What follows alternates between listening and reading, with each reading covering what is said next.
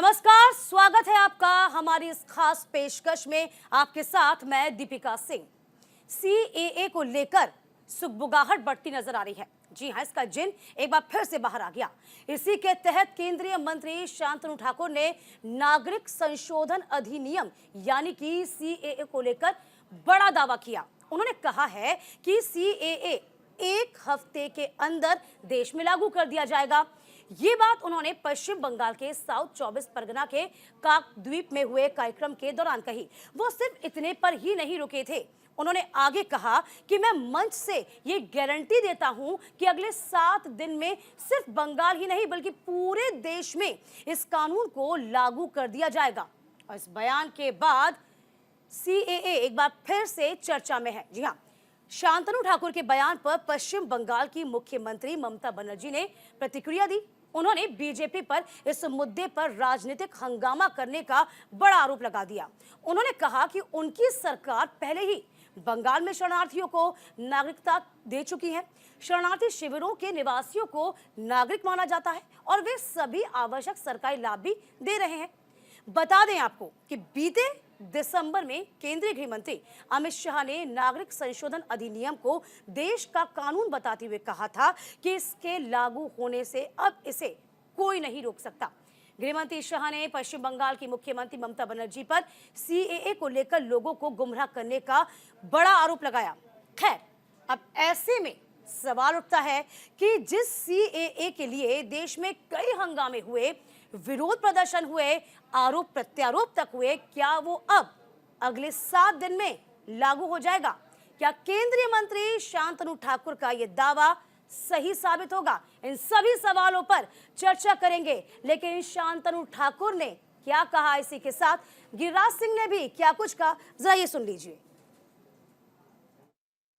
ভারতবর্ষ পশ্চিমবঙ্গ সহ ভারতবর্ষের প্রত্যেকটা স্টেটে সিএ লাগু হবে এবং সেটা আপনারা দেখবেন। আজকে সেই গ্যারান্টি মঞ্চ থেকে দিয়ে যাচ্ছি।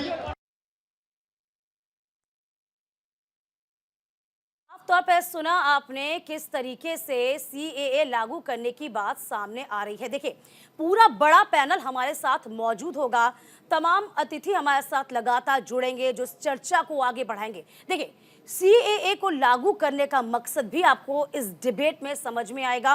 इसी के साथ आपको बता दें जो विरोध की असल वजह है, जरा आप वो भी जानिए। चूंकि कुछ ही देर में तमाम अतिथि हमारे साथ मौजूद होंगे, उनको चर्चा में शामिल करेंगे, आगे बढ़ाएंगे। चलिए, अब देखिए गिरिराज सिंह क्या कह रहे थे, जरा इसको भी जान लीजिए। कुर्जी ने जो बोला है कोई गलत नहीं बोला है। ये देश की मांग है नागरिकता कानून। भले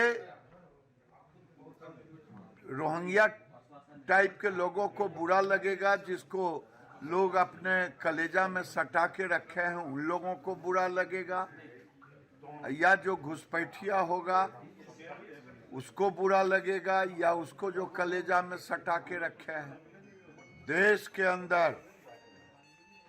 ये अमित शाह देश के गृह मंत्री हैं, नरेंद्र मोदी देश के प्रधानमंत्री हैं। आज नागरिकता कानून देश के लिए बहुत जरूरी है। अगर ये नागरिकता कानून नहीं बनेगा तो पूरे दुनिया से हिंदू को मार काट, गैर मुस्लिम बांग्लादेश से देखिए आए थे सिख भाई, अगर कानून नहीं बने तो क्या होगा? इसीलिए ये कानून बंगाल में टीएमसी के कलेजा पर चढ़ करके लागू किया जाएगा।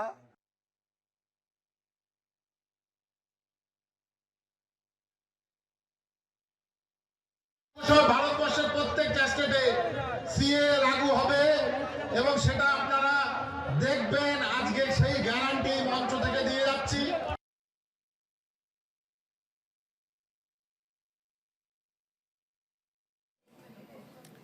देखिए, शांतनु ठाकुर जो कि केंद्रीय मंत्री हैं, साफ तौर पर कहते नजर आए हैं कि सीएए लागू होकर रहेगा, वो भी 7 दिन के भीतर। चलिए, इसे आप ऐसे भी समझिए, चूंकि दिसंबर में आखिरी में जब गृह मंत्री अमित शाह ने कहा था कि सीएए के लागू होने से अब कोई नहीं रोक सकता। उनकी रैली थी पश्चिम बंगाल में पिछले साल और इसी को लेकर तमाम बड़ी बातें वो कहते नजर आए थे। लेकिन ममता बनर्जी ने भी पलटवार कर दिया। शांतनु ठाकुर ने जिस तरीके से बयान दिया और कहा कि यहां तो पहले से ही हमने तमाम सुविधाएं उन शरणार्थियों को दे रखी हैं। तो समझिए जरा सियासत किस करवट बदल रही है। क्योंकि लोकसभा चुनाव भी नजदीक है, यहाँ बीजेपी का अपना कहना है। हालांकि आपको याद होगा सीएए पर बहुत रार हो चुकी है, 5 साल पहले मुहर लगा दी गई थी। हालांकि अब तक लागू क्यों नहीं किया गया है, अब विपक्ष जो है सवाल खड़ा कर रही है। तो फिलहाल आपको बता रहे हैं कि सीएए लागू किया जा सकता है। इसके तहत क्या होगा जरा ये भी जानिए। बांग्लादेश, पाकिस्तान, अफगानिस्तान में दिसंबर 2014 तक भारत आए गैर मुस्लिमों को भारतीय नागरिकता मिलेगी। मुस्लिम समुदाय तो इसका विरोध कर रहे हैं। अब जरा ये भी जान लीजिए, क्योंकि मुस्लिम समुदायों का कहना है कि इसमें हम लोग शामिल क्यों नहीं है, ये उनका अपना कहना है। इसके अलावा आपको बता दें, पूर्वोत्तर में सभी एंटी सीएए प्रदर्शन कर रहे हैं। हालांकि नॉर्थ ईस्ट के पास ये बिल्कुल अलग सिनेरियो तैयार हो गया है। उनका यह कहना है कि यदि इनको अधिकार मिल जाएंगे तो जो हमारे अधिकार हैं वो कहीं ना कहीं बंट जाएंगे। तो यदि उन्होंने ये कहा है अगर बांग्लादेश से अल्पसंख्यकों को नागरिकता मिली तो उनके राज्य के जो संसाधन हैं वो बढ़ जाएंगे। ये तमाम बातें सामने आ रही हैं।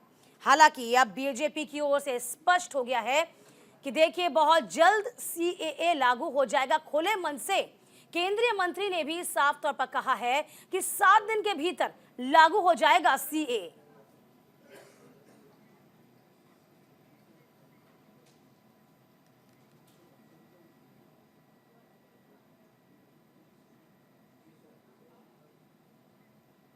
तो समझिए आपको विरोध क्यों हो रहा है। हालांकि राजनीति चरम पर है, राजनीति चरम पर है। चूंकि आपको शाहीन बाग भी याद होगा किस तरीके से शाहीन बाग पर लगातार प्रदर्शन चला था, महीनों प्रदर्शन चलता रहा था। उसके बाद बामुश्किल इस प्रदर्शन को हटाया गया था। कितना नुकसान हुआ था पूर्वोत्तर में, तो अभी भी आपको बता दें इसका विरोध लगातार किया जा रहा है। तो तब समझिए आप इसको, इस पूरे सिनेरियो को समझिए। ये बिल आखिरकार क्या है ये भी हम आपको समझा रहे हैं। क्योंकि साफ तौर पर सिटीजनशिप अमेंडमेंट एक्ट लागू होने पर 3 मुस्लिम जो देश हैं उनको रखा गया। देखिए अब सीए क्या है, ये कानून दिसंबर 2019 में संसद में पास हुआ था, यानी कि 4 साल पहले, 5 साल पहले पास किया गया था। संसद से पास होने के बाद इसे राष्ट्रपति के पास मंजूरी के लिए भेज दिया गया था। तब भी रार हो रही थी। इस कानून के तहत उन लोगों को अवैध प्रवासी माना गया था कि इन लोगों को जो 2014 से पहले आए हुए थे, यानी कि जो तक आए हुए थे उन लोगों को जो भारत में पासपोर्ट और वीजा के बगैर घुस आए थे। तो कहा गया कि वो लोग भी हमारे ही हैं, उनको उन देशों से निकाल दिया गया है। कानून के विरोध में कई राज्यों में प्रदर्शन हुए थे। आपको याद होगा किस तरीके से हिंसक घटनाएं भी सामने आई थी, लगातार गिरफ्तारियां भी हुई थी। उत्तर प्रदेश में तो फोटो भी चस्पा किए गए थे, घरों पर कार्रवाई भी की गई थी, आपको सब याद होगा। बंगाल ने सीएए के खिलाफ पारित किया था प्रस्ताव, यानी कि 4 राज्य ऐसे हैं जिन्होंने अभी इस पर प्रस्ताव पारित किया कि हम ऐसा लागू नहीं होने देंगे। एनडीए सरकार ये कानून लेकर आई थी और जब ये कानून बनाया गया था, जब पारित हुआ था, तभी से इसका विरोध शुरू हुआ था। सीएए के तहत भारत की नागरिकता देने का प्रावधान है। जी हाँ, आपको बता रहे हैं नागरिकता दी जाएगी। इसके तहत किनको 31 दिसंबर 2014 के पहले आए 6 अल्पसंख्यकों को नागरिकता देने का ये प्रावधान दिया गया था, जिसका लगातार विरोध किया जा रहा है। कानून दिसंबर 2019 में संसद से पास कर दिया गया था और इसी को लेकर 5 साल तक ये कानून अटका हुआ है और अब इसे लागू किया जाने की बात सामने आई तो सियासत गरमाना लाजमी है। क्योंकि यहाँ पर विपक्ष का कहना है ये पूरा राजनीतिक परियोजना है बीजेपी की।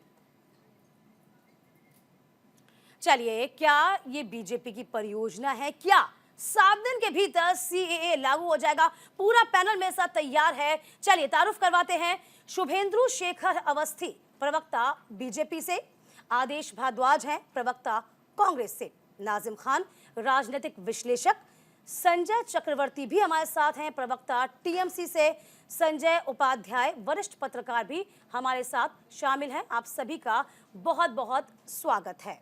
शुभेंदु जी, सबसे पहले चर्चा की शुरुआत आप ही से होगी, क्योंकि 7 दिन में लागू हो जाएगा सीएए, ये खुले मन से कह दिया गया है बीजेपी की केंद्रीय मंत्री के द्वारा। शुभेंदु जी,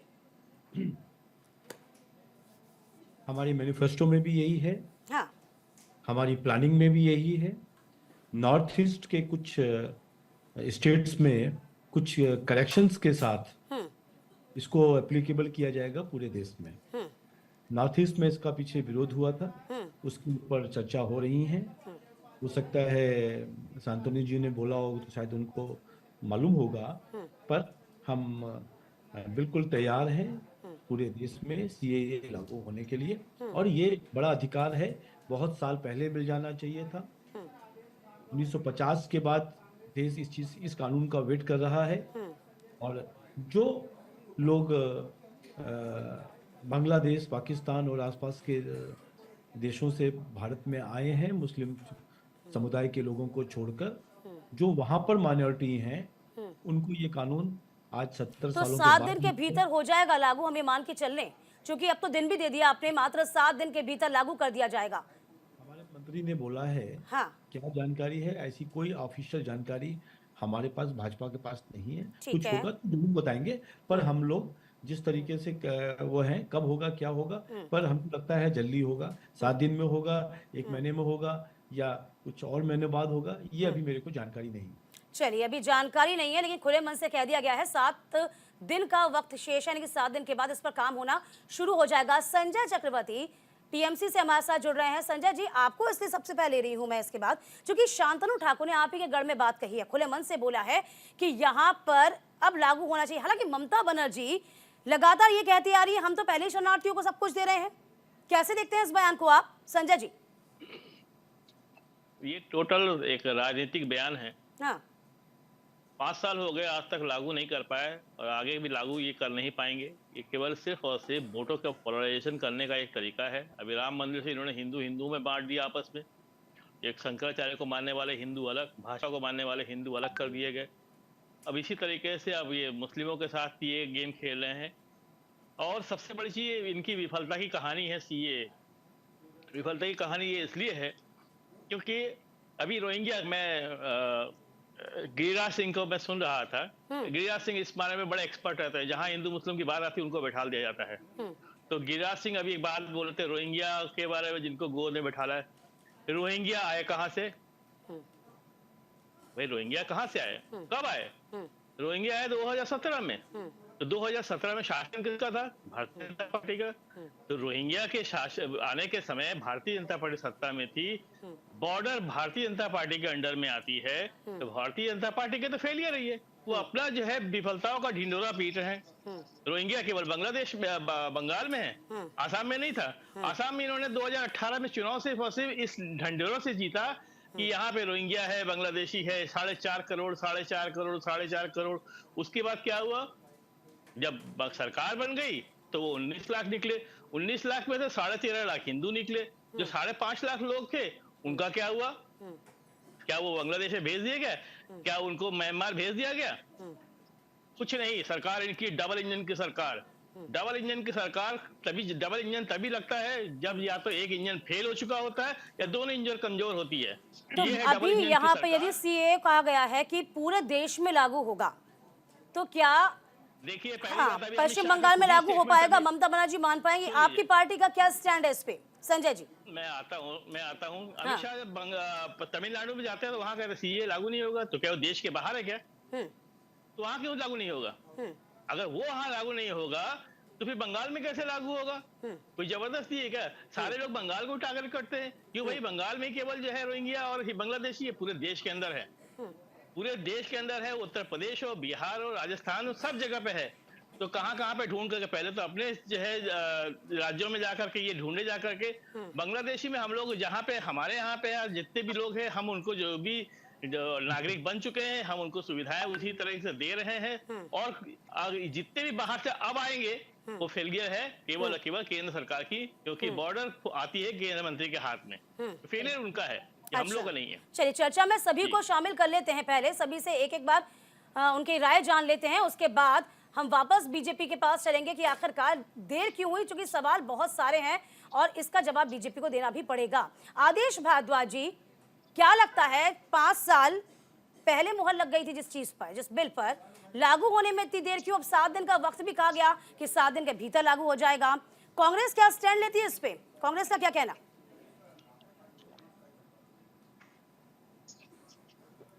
आदेश जी, आवाज आ पा रही? जी जी दीपिका जी, जी सच्चाई ये है कि चुनाव बिल्कुल सामने है और भारतीय जनता पार्टी घबराई हुई है। वो किसी तरह से देश में लोगों को बांट के, लोगों को भ्रमित करके कहीं ना कहीं इस तरह का माहौल बनाना चाहती है कि शायद कुछ सीटें उनको मिल जाएं। लेकिन सच्चाई ये है कि सारा देश इनकी असलियत को समझ चुका है। मैं आपको बड़े अदब के साथ कहना चाहता हूं कि 2004 से 2014 तक हमारी सरकार थी। हमने 87,712 लोगों को डिपोर्ट किया था जो घुसपैठिए थे। ये 10 साल का आंकड़ा है और मोदी जी के 10 साल के आंकड़े को आप देख लें, 1,000 से कम लोगों को डिपोर्ट किया है। तो 10 साल में हमने इसी देश के कानून से 87,412 लोगों को डिपोर्ट किया था और भारतीय जनता पार्टी के 10 साल में 1,000 लोग भी डिपोर्ट नहीं कर पाए। तो ये अंतर है कि किस तरह से ये सरकार काम करती है। इनका काम सिर्फ लोगों को परेशान करना। आप ये बताइए मुझे आदेश जी कि सीएए लागू होना चाहिए या नहीं लागू होना चाहिए?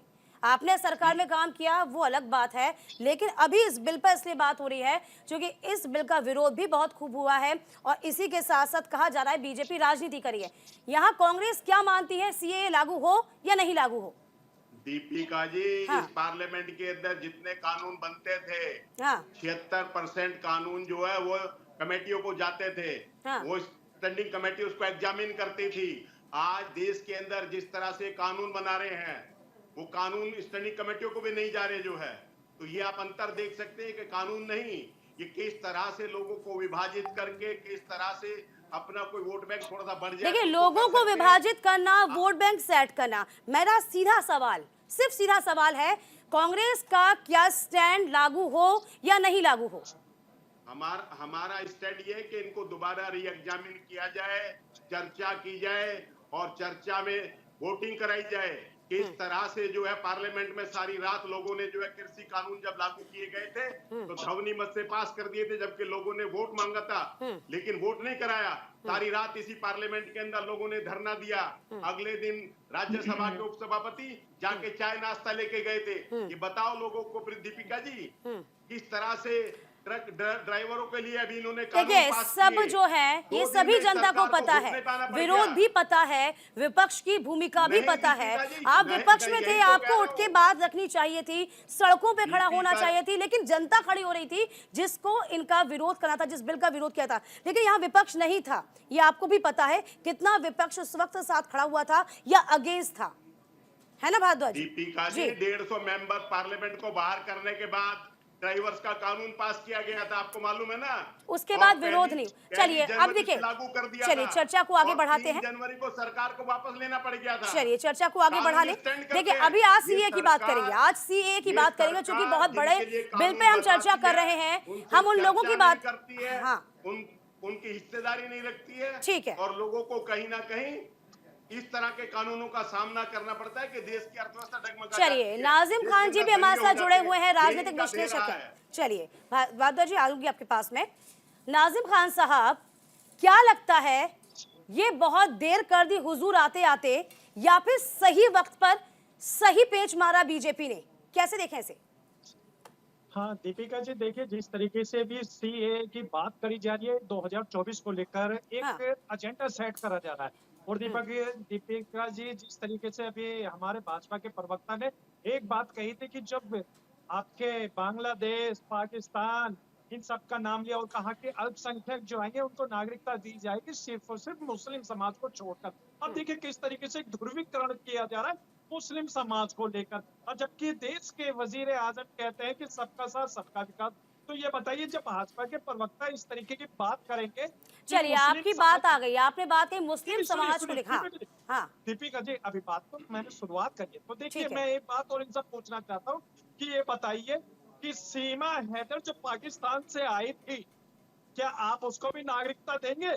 क्योंकि वो मुस्लिम है, लेकिन सीए में तो अभी आपने कहा कि मुस्लिम जो आएंगे उनको हम नहीं ले रहे।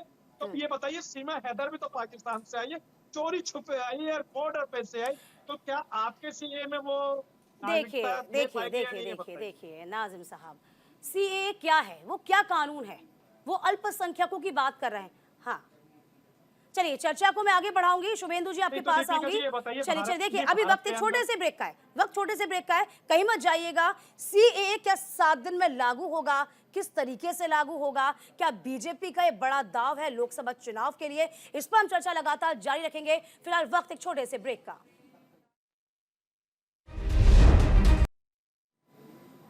सीएए, जी हाँ, जो 5 साल पहले कानून बन गया था, क्यों आखिरकार अब वो पूरा बिल उठाया जा रहा है। कहा जा रहा है कि बहुत जल्द, यूं माने कि 7 दिन के भीतर इस बिल को लागू किया जाएगा, ऐसा तमाम मंत्री बीजेपी के कह रहे हैं। क्या इस बिल के मायने हैं, किन लोगों को इससे परेशानी हो रही है और इससे किसको फायदा होगा, इसी पर आज हम चर्चा कर रहे हैं। वापस से तारुफ तमाम अतिथियों को एक बार फिर से करा देते हैं। शुभेंदु शेखर अवस्थी, प्रवक्ता बीजेपी से, आदेश भारद्वाज, प्रवक्ता कांग्रेस से, नाजिम खान, राजनीतिक विश्लेषक, संजय चक्रवर्ती, प्रवक्ता टीएमसी, संजय उपाध्याय, वरिष्ठ पत्रकार। संजय उपाध्याय जी, चूंकि आपका नंबर नहीं आया था, आप इससे पहले शामिल नहीं हुए थे, आपको जरा ले आते हैं। संजय जी, परेशानी आखिरकार क्या है, क्यों लागू करने नहीं दिया जा रहा, क्या दिक्कत समझ में आ पा रही है? संजय जी। जोड़ने के लिए Deepika ji, citizenship amendment act जो है, ये 1955 में पार्लियामेंट के एक्ट के द्वारा इसमें एक प्रोविजन था कि इसमें समय और परिस्थिति के हिसाब से इसमें बदलाव किया जा सकता है। ठीक है। जिसको कि यहाँ पे किया गया, जिसको 2019 में लाया गया, लेकिन इसको इतना पॉलिटिसाइज कर दिया गया जिसके बाद से इसको वापस करने का मौका नहीं मिल रहा है। मतलब इसको ठीक से इम्प्लीमेंट करने का सरकार को मौका ही नहीं मिला। ये एक आवश्यक बिल है। हाँ। उसमें इसको हिंदू, मुसलमान और बाकी चीजों से नहीं देखकर इसको ये देखना चाहिए कि हिंदुस्तान में रहने वाले जितने भी सिटीजन हैं, उनको जिस राज्य का जो एक दायित्व होता है अधिकार देने का, वो दायित्व उनको कैसे मिलेगा, वो कैसे सुरक्षित रहेंगे, उनको राइट टू वोट कैसे मिलेगा। आर्टिकल 11 में ये प्रोविजन है कॉन्स्टिट्यूशन के, ठीक है, कि उसके आवश्यकता के हिसाब से इसको चेंज किया जा सकता है। तो लेकिन इसको पॉलिटिकल लोगों ने इसको इतना पॉलिटिसाइज कर दिया कि इसको जैसे लगता है कि ये अभी हमारे लिए उतना आवश्यक नहीं है। सिटीजनशिप अमेंडमेंट एक्ट जो है, ये हिंदू मुस्लिम से ये आवश्यक किसके लिए है, ये भी तो समझिए ना, ये भी तो समझ में आना चाहिए। किसकी जरूरत है, कौन जरूरत है, किसको इस बिल की जरूरत है? देखिए जी जी, हाँ आदेश, चलिए मैं आपकी बात, हाँ जी जी बोलिए। अनाधिकृत रूप से अगर एक मोटा मोटी एक आंकड़न ये आता है कि लगभग 5 से 6 करोड़ लोग ऐसे हैं जो भारत के नहीं होते हुए भी भारत में रह रहे हैं। ठीक है। अब ऐसे लोगों में अभी रोहिंग्या का बहुत सारा प्रकरण आया है, तो इसको हिंदू मुसलमान ना देकर इसको देश के सेफ्टी से देखना चाहिए, देश के सुरक्षा से देखना चाहिए। इसलिए एक आवश्यक कानून है और इसको ममता बनर्जी जिस सपोर्ट की बात कर रही हैं कि हमने इनको शरण दी हुई है, इनको तमाम अधिकार दिए हुए हैं, वो एक पर्टिकुलर वर्ग की बात करी है, वो रोहिंग्याओं की बात करी है। ये आपको भी पता है, हमको भी पता है, लेकिन ये बिल जो है वो कुछ और है, किसी और को यहाँ प्रोटेक्ट करने की बात करता है। आदेश भारद्वाज जी, क्यों ऐसा है, क्यों नियत पर सवाल आप लगातार खड़े कर रहे हैं? और यदि मान लीजिए वहां से खदेड़े गए अपने ही भाई बहनों को यदि उनके अधिकार हमारे देश में मिल जाएं, तो क्या परेशानी कांग्रेस को? आदेश जी। दीपिका जी, हाँ, दीपिका जी, किसानों के लिए भी ऐसे ही कानून बनाए गए थे। आंकड़ा दिया गया था कि 97 लाख किसानों से सरकार ने बात की है। जब जवाब पूछा गया तो एक भी किसान का नाम ये सरकार नहीं बता पाई थी। 1 साल तक धरना हुआ, 750 से ज्यादा लोगों की शहादत हुई, सरकार को घुटनों पे आना पड़ा। मैं इसलिए ये बात कहता हूं कि सरकार किसी भी काम को साफ नीयत से नहीं करना चाहती। इन लोगों के लिए वो फायदा लेकिन था, विरोध इनको प्रदर्शन फायदा तो पहुंचाना लगातार हो रहा है चाहती ना, पूर्वोत्तर के 7 राज्यों में विरोध हो रहा है, 7 जगह विरोध हो मैं रहा है यहाँ पे। बड़े हाँ अदब के साथ आपको दिखा रहा हूँ। हाँ आज पूरी दिल्ली के अंदर डीडीए मालिक है, पूरी दिल्ली की लैंड की। हाँ पिछले 7 साल से दिल्ली में कोरोना में मेरे गांव में कई लोगों की मृत्यु हुई। उन लोगों के पहले दाखिल खारिज जमीनें उनके बच्चों के नाम सहज आ जाती थी। हाँ। पिछले 7 साल से एक भी व्यक्ति का डीडीए ने कोई म्यूटेशन नहीं किया। लोगों के घरों में झगड़े बन गए हैं। ये किस तरह से चलिए, देश को चला लोगों के घर में झगड़े बन गए हैं, झगड़े यही तमाम चीजें जानने की हम कोशिश करें। देखिए, चर्चा को इसीलिए करा जा रहा है, ठीक है, चर्चा को इसीलिए किया जा रहा है, किसी नतीजे पे पहुंचे। शुभेंदु शेखर अवस्थी, चलिए साहब, आदेश जी बात आ गई आपकी, आदेश जी आपकी बात आ गई। शुभेंदु शेखर जी, नियत पे सवाल खड़े हो रहे हैं, तमाम राज्यों में यहाँ पर लगातार विरोध प्रदर्शन हो रहे हैं। शाहीन बाग क्या था, किस तरीके से सरकारी संपत्ति को नुकसान पहुंचा। आप सीए लागू कर रहे हैं, अच्छे के लिए मान लेते हैं, लेकिन उस मैसेज को आप कन्वे क्यों नहीं करवा पा रहे? वो कन्वे क्यों नहीं हो रहा? लोगों को वो समझ में क्यों नहीं आ रहा? कहाँ खामी, कहाँ गलती बीजेपी की? शुभेंदु जी, मैं दोनों का जवाब देता हूं, जो इन्होंने प्रश्न पूछे पीछे और हाँ। अभी आपका प्रश्न में। ठीक। सबसे पहले इन्होंने कहा टीएमसी के एक संजय चक्रवर्ती जी ने कि डबल इंजन की सरकार वहाँ होती जहाँ पर इंजन डबल जहाँ होता है, जहाँ पर इंजन कमजोर होता नहीं, जहाँ पर बांग्लादेश, वेस्ट बंगाल, सॉरी बांग्लादेश गलत बोल गया, वेस्ट बंगाल ऐसे स्टेट में जहाँ पर चढ़ाई बड़ी मुश्किल होती है, जनता को सुरक्षा नहीं मिलती है, ऐसी जगहों को जनता के लिए डबल इंजन की सरकार को लाना पड़ता है। आ जाए, चिंता ना करिए, संजय चक्रवर्ती जी वहाँ पे भी आए। इसके बाद कांग्रेस जी के आदेश भारद्वाज जी पता नहीं क्या कह रहे हैं, घबराए क्यों? घबराए तो आप हो ना, इंडी अलायंस ना बाकी कुछ, नीतीश जी भी चले आ गए। अरे आप इंडी अलायंस पे चर्चा नहीं है ना अभी शुभेंदु जी, देखिए चर्चा से ना भटकिए। हाँ, चर्चा से ना भटकिए। आज तक कांग्रेस ने कोई स्टैंड नहीं दिया। हाँ 1955 में कांग्रेस ने खुद पास किया, 70 साल में कुछ नहीं किया उसके ऊपर। अरे आपने सोचा ही भरता तब हंगामा हो गया ना शुभेंदु जी, आपने सोचा ही भरता, ये बिल आया ही था तभी इतना हंगामा हो गया। तब आप लोगों को क्यों शुभेंदु जी, आप समझा नहीं पा रहे लोगों को? क्या वो मैसेज बीजेपी कन्वे क्यों नहीं कर पा रही है? हाँ, इन्होंने कुछ लोगों को आंदोलन के लिए पाला हुआ है, आंदोलनजीवी लोग हैं, वो आंदोलन करेंगे ही। और जहां तक नजीम साहब ने क्वेश्चन पूछा था कि मुस्लिम समाज को अलग क्यों, जो हमारे आसपास के जो कंट्रीज हैं वहां पर जो माइनॉरिटी है वो यदि अपने देश में लौटना चाहता है उसके लिए है, ना कि सारे पाकिस्तान के लिए, ना कि बाकी सारी बांग्लादेश के लिए। सीमा हैदर तो जो आपको ये बता पाकिस्तान देता के हूँ, नहीं है, और सीमा हैदर के प्रश्न शुभेंदु जी, सीमा हैदर क्या पाकिस्तान के लिए? 2014 से पहले अभी लोग ये तो देखिए, उनको केंद्र में बुलाना है। आपकी आप सरकार, पढ़ के आओ। राज्य में आपकी सरकार, सीमा हैदर अभी आई है। सीमा हैदर तो अभी आई है ना। ये नहीं नाजिम साहब, आप प्रश्न नाजिम पूछने साहब, से सीमा पहले हैदर तो अभी आई है ना। देखिए, दिसंबर 14 से मैं अभी ही बोला, सीमा उस हैदर बिल को अभी समझिए, आई है। थोड़ा सा बिल को समझने की भी जरूरत है। हाँ, नॉर्थ ईस्ट में भी यदि कहीं डिफिकल्टी होगी तो अमेंडमेंट के साथ वहाँ के नहीं, लिए समस्या वही है ना, समस्या वही है शुभेंदु जी। मैं काउंटर करूंगा इन्हें। हाँ, बताइए, बोलिए नाजिम खान बोलिए। हाँ, देखिए, जिस तरीके से भाजपा के प्रवक्ता जी ने एक बात ओपनिंग रिमार्क में कही थी कि ये हमारे मैनिफेस्टो में है सीए, तो मैं पूछना चाहता हूँ कि 2 करोड़ नौकरियां जो देने का वादा किया था मुल्क के वजीर आजम ने, अरे नौकरियों पर हम फिर चर्चा करेंगे, नौकरियों को लेकर, रोजगार को लेकर फिर से हम चर्चा करेंगे, लेकिन आज सीए ये बहुत गंभीर मसला है, आप समझ रहे हैं इसकी? सुनिए हाँ। दीपिका जी, अभी जिस तरीके से भाजपा के प्रवक्ता ने कांग्रेस के नेता से एक सवाल करा, तो फिर मैं बता दूं कि मणिपुर के बारे में चर्चा नहीं हुई, लेकिन आपने बीच में टोक दिया। तो मैं सिर्फ और सिर्फ ये बताता हूँ, सीए के बहाने पूरे भारत के अंदर एक कम्युनिटी को टारगेट करने का एक सिर्फ और सिर्फ एजेंडा मतलब नहीं है। और ये 2024, सुनिए, आपको क्या दिक्कत है? जो पाकिस्तान से जो लोग आए हैं, दिमाग से सुन लीजिए, ये सिर्फ और सिर्फ 2024 का एक एजेंडा है, क्योंकि ये चाहते हैं कि 10 साल का हिसाब भारत की आवाम इनसे ना पूछ ले, इनसे संजय बोल रहे हैं, चक्रवर्ती ना साहब पूछ कुछ कहना ले। चाहते हैं? हाँ, स्मार्ट संजय जी सिटी बोलिए। इनसे ना पूछ ली थी, महिलाओं की सुरक्षा ठीक है, इनसे ना ठीक है, पूछ ठीक है ली। नाजिम साहब, ठीक है। इसलिए CAA के बारे में ये बात कर संजय रहे हैं। चक्रवर्ती साहब टीएमसी कुछ कहना चाहते इन्होंने थे? क्या कहा था? जी, जी। दीपिका जी, आप मेरी बात तो सुन लीजिए। अरे आपकी बात, इन्होंने क्या कहा? हाँ नाजिम सुनिए, साहब समझ सुन ही रही हूँ हाँ, मैं, हाँ बोलिए। दीपिका जी, इन्होंने ये कहा कि जिस तरीके से भाजपा के नेता ने कहा कि 7 दिन के अंदर CAA लागू हो जाएगा, फिर इन्होंने कहा कि भाजपा की कोई भी ऑफिशियल साइट पर नहीं है, और फिर इन्होंने कहा कि हमें पता नहीं है। तो फिर जब इन्हें पता नहीं है तो इनके नेता इस तरीके का उलूल जुलूल बयान देकर देश का माहौल खराब करने की क्यों कोशिश कर रहे हैं, ये बताएं मुझसे। ठीक है, चलिए कहा कि संजय हम चक्रवर्ती, लागू कब करेंगे ये नहीं पता। हाँ आप पूरी चलिए, बात नहीं सुनते हो। हाँ मैंने कहा कि कब लागू होगा ये नहीं मालूम हाँ, है। चलिए चलिए ठीक है, वो आगे पता चल जाएगा। 7 दिन तो आप ही के जो मंत्री हैं, केंद्रीय मंत्री हैं, वो अपनी बात कह रहे हैं। ये अपने आप में बहुत बड़ी बात है ना। खुले मन से यदि आप बोल रहे हैं कि 7 दिन में देश में CAA लागू हो जाएगा तो छोटी बात नहीं है। और अमित शाह दिसंबर में आके कह चुके हैं कि बहुत जल्द लागू किया जाएगा, तो उस बात को ही लेकर ये पूरी चर्चा हो रही है। जब जी, तक मेरे को जानकारी नहीं होगी ऑफिशियल, मैं कोई मैं comment समझ नहीं- पा रही हूँ, मैं समझ नहीं पा कर रही हूँ सकते। जी, मैं समझ पा रही हूँ, बिल्कुल समझ पा रही हूँ।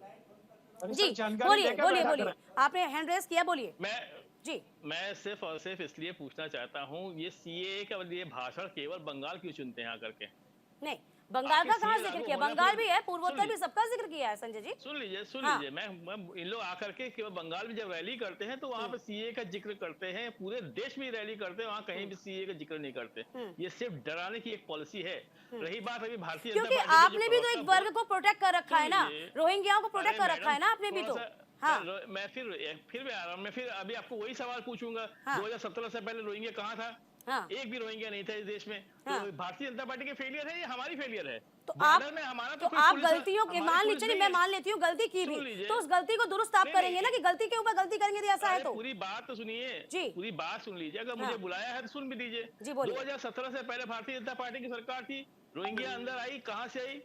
इनकी फेलियर है। ये अपनी फेलियर को मानते नहीं कभी, किसी तरीके से कभी एक्सेप्ट नहीं करते कि हाँ हमारी गलती है, हमारी फेलियर है, हमारा गृह मंत्रालय कमजोर था। ये कभी इस बात को नहीं एक्सेप्ट करेंगे। चलिए, गृह कि मंत्रालय हमारे गृह कमजोर था। मंत्रालय की चूक की वजह से। चलिए, दूसरी आपने बात कहा ये है कि फेल्यूर, अब ये कहते- इसका काउंटर अभी देंगे, कहते- नहीं, शुभेंदु जी काउंटर पूरी देंगे। बात सुनिए, हाँ। नहीं मैं शुभेंदु जी की एक बात आखिरी बात बता दूं हाँ। कि ये जो कह रहे हैं ना कि डबल इंजन की सरकार बंगाल में आएगी, इस दीवार स्वप्न देखना छोड़ दीजिए। अकेले चलिए, ममता आपने आप कहा लोगों की आपने फौज के गलती लिए वाला, काफी जब है। आएगी सरकार तब देखा जाएगा। पहला तो ये जो आपने पूछा है। शुभेंदु जी, फौज के लिए काफी है, जी। जितनी रैली करना चाहो कर चलिए लीजिए शुभेंदु आप जी आकर के, कोई जवाब दिक्कत नहीं। दीजिए, जवाब देंगे ना शुभेंदु जी, ममता जवाब जी जैसे दीजिए। कह रही हैं, हाँ वहां से जो रोहिंग्याज आए हैं हाँ उनको हम अच्छा खाना पीना दे रहे हैं। हाँ बात ये नहीं है, जो 14 दिसंबर के बाद आए हैं उनको वापस भेजना पहला, और 14 दिसंबर 2014 से जो पहले हैं, जो भारतीय हैं, हिंदू हैं, उनको राजनीतिक हिंदुस्तान के अंदर वोट देने का अधिकार भी देना है। दोनों चीजें हैं। आप पता नहीं कहाँ कंफ्यूज हो रहे हो। आप चीज चाहते तो फिर हो से पढ़ कर कि के आइए, जो मैं बोल रहा हूँ, 2017 से पहले एक रोहिंग्या नहीं था। दिया जाए, इसलिए आप ऐसी बातें कर रहे हो संजय चक्रवर्ती। ममता दीदी भी ऐसी बातें कर रही 2017 से पहले है। एक मेरा रोहिंग्या मानना नहीं है, था। मेरा अभी मानना पहले है पढ़ के आइए, ये पहले कानून चीजें समझ के ये आइए। कानून 2017 से हिंदुओं पहले के रोहिंग्या लिए नहीं था। या गैर नहीं था मुस्लिमों के 2017 लिए, से पहले रोहिंग्या जो थे। इन देशों से आए हैं उनको वोट डालने का अधिकार देने के लिए, उनको भारतीयता का पासपोर्ट देने के लिए कानून बनाया गया है, ना कि जिस तरीके से आप लोगों ने, मैं साफ चैनल पे बोल रहा हूं संजय चक्रवर्ती जी, जिस तरह आप लोगों ने मुस्लिम लोगों को बांग्लादेश से बुलाकर अपने प्रदेश में इकट्ठा किया है। अच्छा, हाँ देखिए, नहीं देखिए देखिए चलिए, दीपिका ये जी, गंभीर देखिए, आरोप है, मैंने कहा ये बहुत कि- गंभीर आरोप है कि आपने इकट्ठा कर रखा है। हालांकि समय समय पर ये चर्चा हो जाती है। जी जी दीपिका जी, चलिए, कोई भी हाँ। भारतीय जो मैं मुसलमान शुभेंदु जी को का पूछना पासपोर्ट चाहता नहीं जा रहा। चलिए, सीधे सीधे कोर्ट किया है, सीधे सीधे संजय जी आपको काउंटर किया। हाँ संजय जी, काउंटर आपको है। आपने जबरदस्ती रखा है तमाम लोग रोहिंग्याओं को बांग्लादेश से बुलाकर। ये बिना पढ़े लिखे ये लोग चले आते हैं यहाँ पे डिबेट करने के लिए आप टीवी हमको नहीं नेशनल बता टीवी पाओगे। पे। अभी इनको यही नहीं पता 2017 से पहले रोहिंग्या था ही नहीं इस देश के अंदर, और फिर ये बार बार अपनी अलग-अलग हमको नाम से बांग्लादेश है। से बुलाते हैं। अरे तो बांग्लादेश से अगर बुलाते खाली भी होंगे तो बांग्लादेश वहाँ की वो तो यही कह रहे हैं ना कि आपने बुलाया, वो तो यही कह रहे हैं। खैर, आदेश भारद्वाज जी जो सिनेरियो तैयार हो रहा है, जो चीजें माहौल बन रहा है, कांग्रेस पे क्या स्टैंड लेगी, कांग्रेस का क्या कहना है? न्याय यात्रा तो चल रही है, वो एक अलग बात है, इंडी गठबंधन चल रहा है, वो अलग दिख ही रहा है क्या कुछ चल रहा है उसमें, लेकिन यहाँ पर अब सीएए यानी कि एक और बड़ी चीज, एक और बड़ा दाव है बीजेपी का। आपके पास तो कोई कार्ड भी नहीं। दीपिका जी, भारतीय जनता पार्टी के पूर्व राज्यपाल जम्मू कश्मीर, सिक्किम, गोवा, उन्होंने कहा कि चुनाव से पहले बहुत कुछ मोदी जी इस तरह का करेंगे जिसकी आप अंदेशा सोच भी नहीं सकते। उन्हीं में से एक कदम है ये। अभी तो इस तरह के कई षड्यंत्र रचेंगे देश के अंदर जो है, क्योंकि इन्होंने काम कोई किया नहीं, महंगाई आसमान छू रही है। जो भी हमारे साथी बीजेपी के प्रवक्ता कह रहे थे कि रोहिंग्याओं को अच्छा खाना दे रहे हैं, देश के सरकारी स्कूलों में जो बच्चे पढ़ रहे हैं 70% बच्चे का जो ग्रोथ है वो सामान्य से कम है। वहां का मिड डे मील भी इन्होंने उन बच्चों से छीन लिया। जीएसटी, अरे आप ये बताइए ना, जो छीन लिया जो होगा वो लोकसभा चुनाव नजदीक है, आदेश जी, लोकसभा चुनाव नजदीक है, जनता तमाम कमियों को, खामियों को और विपक्ष की कार्यकलापों को भी देख रही है। आपके पास कोई तोड़ है सीए को लेकर? क्या आप विरोध करेंगे? यदि विरोध कर रहे हैं तो क्या सीधे सीधे सड़क पर उतरेंगे आप? आदेश हमने इस देश में लगभग 65 साल शासन दिया, लोगों को भाईचारा बनाया, लोगों के अंदर गमना जमना तहजीब के साथ लोग आगे बढ़े। तमाम जो म्यूटेशन का मैं आपको दिखा रहा था, ये 70 साल में किसी के नहीं रुके, पिछले 7 साल से नहीं हो रहे। अगर किसी के माँ बाप की डेथ कोरोना में होगी, उसकी जमीन उसके बच्चों के नाम पे नहीं आ रही। ये इस देश में यही लोग कर रहे हैं। अरे तो आप विपक्ष है ना, वो भूमिका का निर्वहन तो कीजिए, अब जाके आप सड़कों पर उतर रहे हैं। करा दो इन लोगों के जमीनों के दाखिल खारिज करा दो। संजय जी, छोटे-मोटे काम तो आप संजय जी, हमारे कहने से तो नहीं हो रहा। संजय जी, विपक्ष में सरकार में सवाल पूछते हैं कि कोरोना से ऑक्सीजन से कितने लोगों की मृत्यु हुई, तो जब देखिए विपक्ष लोकतंत्र का मजबूत स्तंभ होता है, विपक्ष लोकतंत्र का मजबूत स्तंभ होता है। क्या विपक्ष वो उतनी भूमिका निभा पा रहा है? संजय जी हमारे साथ वरिष्ठ पत्रकार भी हैं। संजय जी, एक तरफ बीजेपी, एक तरफ पूरा विपक्ष, ये किनारा, और अब तो सीएए भी साथ में, क्या होगा विपक्ष का? देखिए, इसको विपक्ष को या पक्ष को इसको कोई राजनीतिक विषय नहीं बनाकर आवश्यकता है कि सीए जैसा एक ठोस कानून देश में लागू हो, और इस कानून से सिर्फ आने वाले लोगों पे ही पाबंदी और देश में रहने वाले लोगों को ही बहुत सारी सुविधाएं नहीं मिलेगी। इसके अलावे जो लोग बाहर हैं, जो ऐसे भारतीय हैं जो बाहर हैं, जिनको कानून सिटीजनशिप नहीं मिल पाया है, ऐसे लोगों को वापस लाने का भी एक जरिया हो सकता है। इसमें पक्ष विपक्ष की बातें ना करके अगर सब लोग सहमति से सीए कानून को लागू करवाएं और इसके अच्छे जो पक्ष हैं उनको लोगों के बीच रखें। लेकिन विपक्ष तो टाइमिंग को लेकर सवाल खड़े कर रहा है ना, कि 5 साल हो गए, 5 साल तो आपने लागू नहीं किया, अब लोकसभा चुनाव आ रहे हैं, तब आप सीए की बात कर रहे हैं। नहीं, इसको देखिए, इसको तो 2019 में भी लागू किया गया था। मैं कोई बीजेपी की तरफ से नहीं बोल रहा हूँ, लेकिन ये तो टेबल पे है ना कि 2019 में लागू किया गया था, लेकिन इसको इस तरह से गलत इंटरप्रेट करके हिंदू मुस्लिम का विषय बनाकर छोड़ दिया गया, जिसको लेकर ये अभी तक प्रॉपरली इम्प्लीमेंट नहीं हो पाया है। अभी आवश्यकता यही है कि सब लोग मिलकर इसको एक मजबूती के साथ इम्प्लीमेंट करें, और जो देश में एक जो तमाम चीजें पूर्वोत्तर में चल रही हैं, जो विरोध प्रदर्शन पूर्वोत्तर में चल रहे हैं, यहाँ पर बीजेपी की कुछ तो गलती नजर आती है ना, तमाम लोगों को विश्वास में क्यों नहीं ले रही है? यहाँ तमाम जो 4 राज्य है वो कह रहे हैं हम लागू नहीं होने देंगे, पूर्वोत्तर में अपना अगला मसला है, 7 राज्य ऐसे है वो कह रहे हैं कि हम लागू नहीं होने देंगे, हमारे तमाम संसाधन बढ़ जाएंगे। ये भी तो सवाल है, बीजेपी को ये भी तो समझना होगा ना। सबसे पहले जरूरी है कि विरोध कहाँ हो रहा है। विरोध उन्हीं राज्यों में हो रहा है जहाँ पे इस तरह से बांग्लादेश से जो लोग आए हैं उनका पॉपुलेशन सबसे ज्यादा है। ऐसे जगह जैसे आप देख ले वेस्ट बंगाल में कितने बांग्लादेशी शरणार्थी हैं, त्रिपुरा में देख लें आप, फिर इधर मणिपुर में देख लें, आसाम में देख लें, इतने ज्यादा वहाँ पे बांग्लादेश जब बटा था 1947 और 71 के बाद से बहुत सारे इधर लोग आए हैं। उन लोगों के द्वारा वहाँ पे जो डेमोग्राफिक चेंजेस जो हुए हैं, उस चेंजेस के चलते वहाँ पे विरोध ज्यादा किए जा रहे हैं। इसको थोड़ा सा ध्यान में रखकर और एक अच्छे स्थिति में बनाकर इसको इम्प्लीमेंट करने की जरूरत है कि जो बाहर का शुभेंदु जो चलिए है, ठीक वो- ठीक ठीक शुभेंदु जी क्या वो खामियां दुरुस्त हो पाएंगी जो खामियां भी नजर आ रही हैं विपक्ष को भी? इसमें अभी सुधार की जरूरत है, उसके बाद ही आप इसे लागू करिए, जल्दबाजी में क्यों? इनको तो कोई जल्दीबाजी है नहीं। हाँ। कांग्रेस को 1955 से पास करके 2005 तक 2014 तक कुछ नहीं किया। अभी कहते अभी भी क्या जल्दी है? तो ये देश इनके हिसाब से नहीं चलेगा। ये देश इसको एप्लीकेबल करेंगे, कहीं कोई दिक्कत आएगी तो उसको अमेंडमेंट अरे करेंगे। चार राज्य जो विरोध कर रहे हैं, इनको पक्ष में कैसे लेंगे आप? अपनों को कैसे मनाएंगे आप? स्टेट्स है के तो आप ही अंदर- के नागरिक ना, अपने देश के नागरिक है ना। हाँ, स्टेट्स के अंदर यदि इशू आएगा तो स्टेट लेवल पे कुछ चेंजेस करना होगा तो जरूर किया जाएगा। तो यदि ये बताइए क्या फोर्सफुली लागू होगा? जो चार राज्य चाह ही नहीं रहे हैं तो क्या आप ऐसे फोर्सफुली लागू करेंगे? देखिए, किसी के कानून किसी के चाहने और ना चाहने से होता नहीं है। जो देश की आवश्यकता है, मेजॉरिटी की आवश्यकता है, उसको लागू किया जाएगा। आदेश भारद्वाज जी, यदि देश के अंदर चोर लोगों से पूछा जाए कि चोरी के पकड़ने के बाद पकड़ा जाए तो वो लोग कभी नहीं कहेंगे कि आप हाँ ऐसा कानून बनाए। कानून बनाया जाता है, कुछ लोगों को यदि दिक्कत होती है, मास को दिक्कत आती है तो उसमें अमेंडमेंट फिर से किया जा सकता है। ऐसा पार्लियामेंट में प्रावधान है। तो यदि कुछ नॉर्थ ईस्टर्न स्टेट में कोई दिक्कत आएगी तो उसको ठीक किया जाएगा। लेकिन आजिम खान साहब, यहाँ तो बोला जा रहा है सबको सही कर दिया जाएगा। परेशानी क्यों हो रही है फिर? किस बात की परेशानी?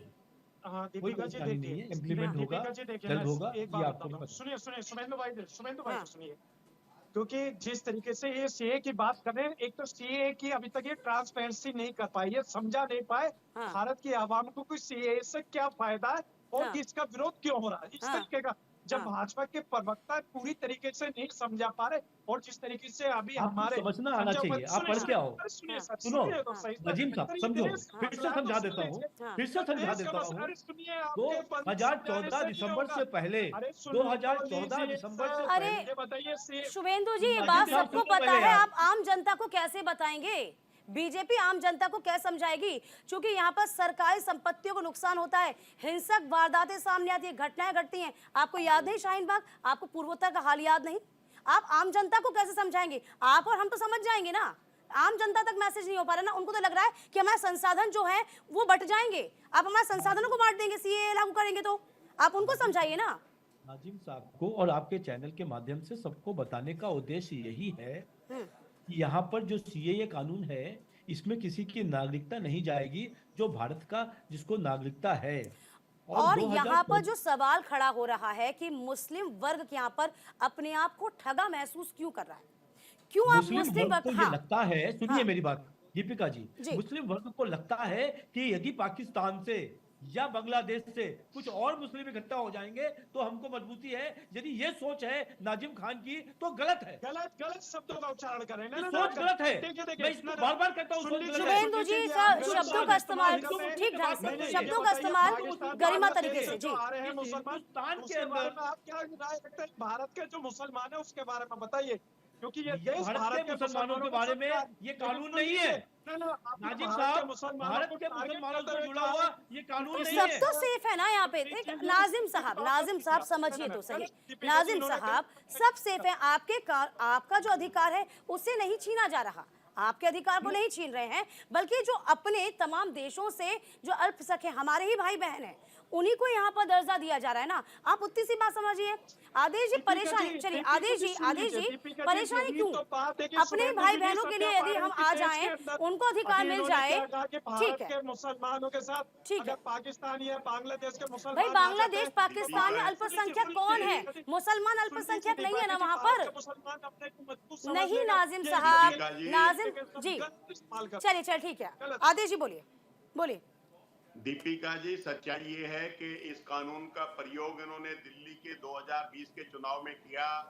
भारतीय जनता पार्टी के सबसे वरिष्ठ नेताओं में से एक व्यक्ति ने कहा कि वोट इस तरह से दबाना, वोटिंग मशीन का बटन जो आवाज शाहीन बाग तक जाए। लेकिन ना दिल्ली के हिंदुओं ने वोट दिया, ना दूसरे लोगों ने वोट दिया, पूरी पार्टी को धराशायी कर दिया। हम तो धराशायी कि भारतीय जनता पार्टी का इसका एक्सपीरियंस उन्होंने किया था। दूसरी बात, अभी शुभेंदु जी बहुत वरिष्ठ साथी हैं, बहुत अच्छा बोलते हैं। वो कह रहे थे कांग्रेस के तरीके से नहीं, अपने तरीके से हम देश को चलाएंगे।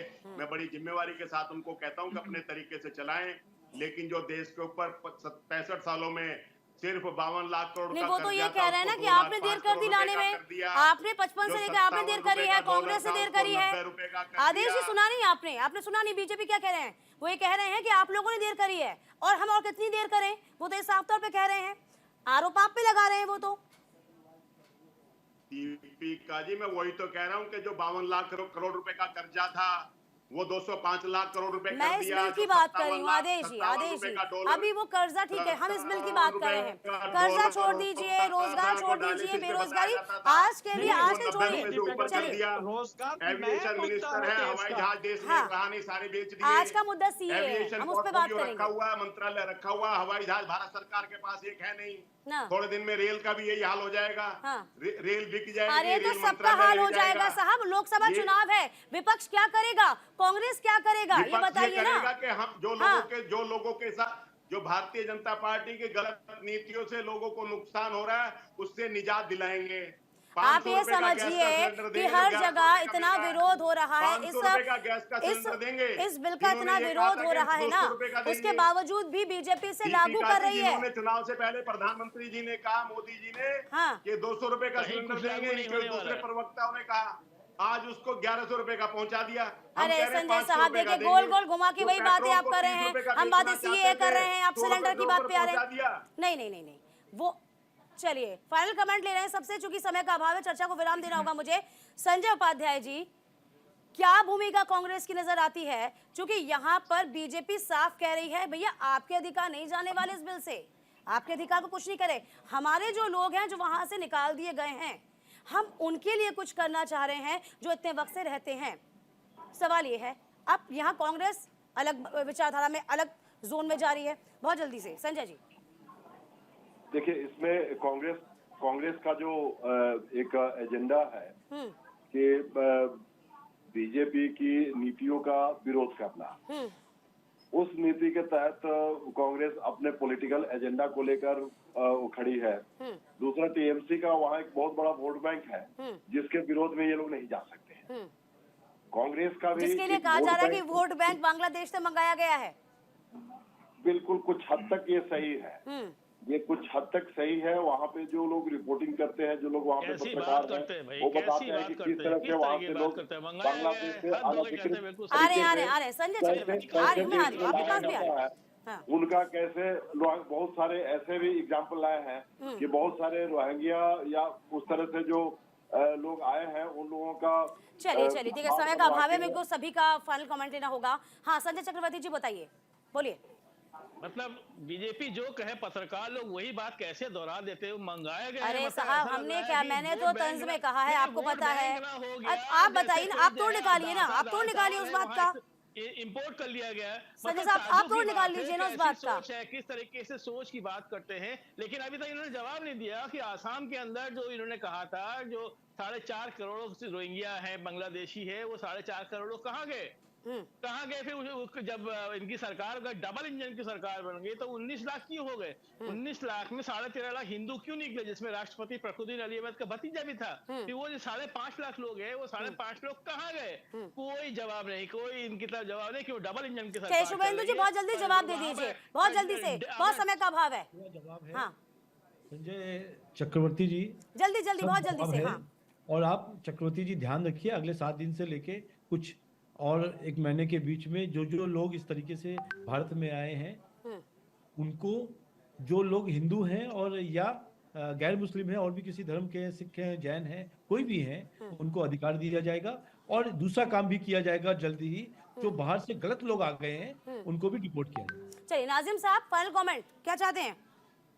दीपिका जी देखिए, जिस तरीके से ये सीए की बात कर रहे हैं, तो मैं ये कहना चाहता हूँ कि एक ट्रांसपेरेंसी होनी चाहिए, पूरे देश को पता चलना चाहिए ये सीए के माध्यम से ये पॉइंट आपने पूरी चर्चा में पॉइंट अब बनाया कि ट्रांसपेरेंसी होनी चाहिए, ट्रांसपेरेंसी नहीं दिख पा रही है, इसलिए जनता थोड़ी बरगलाई हुई है, इसलिए विरोध हो रहा है। ये आपने बात पूरे डिबेट में अब कही है जाके, जो पॉइंट पकड़ा मैंने। ठीक है, चलिए संजय जी की हो गया। संजय जी आदेश जी बहुत जल्दी से फाइनल कमेंट दे दीजिए। दीपिका जी, मैं तो आपके चैनल के माध्यम से अनुरोध करना चाहता हूं कि भगवान राम का भव्य मंदिर इन्होंने बनाया है, हाँ। थोड़ा सा भगवान राम के दिखाए हुए रास्ते पे भी चलें। ठीक और है। जो हमारे हिंदू धर्म के, सनातन धर्म के सबसे बड़े गुरु हैं शंकराचार्य जी चलिए, बहुत बहुत शुक्रिया आप सभी का हमारी चर्चा में शामिल होने के लिए। देखिए, बीजेपी ने मन बना लिया है, सीएए लागू होगा।